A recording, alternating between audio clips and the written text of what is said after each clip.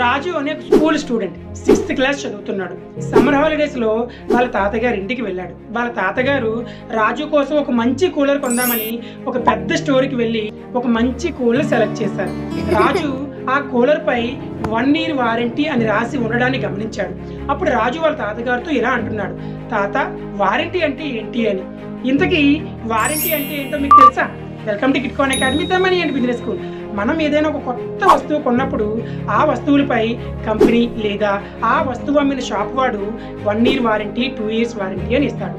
అంటే ఆ వస్తువు కొని మనం ఇంటికి తీసుకెళ్ళిన తర్వాత ఆ వారంటీ సమయం పూర్తి అవ్వక ముందు, అంటే 1 year వారంటీ అంటే 1 సంవత్సరం లోపు ఆ వస్తువు పాడైపోయినా లేదా సరిగ్గా పని చేయకపోయినా ఆ కంపెనీ వాడు లేదా ఆ షాప్ వాడే దాన్ని రిపేర్ చేసి ఇస్తాడు లేదా కొత్త వస్తువుని తిరిగి ఇస్తాడు.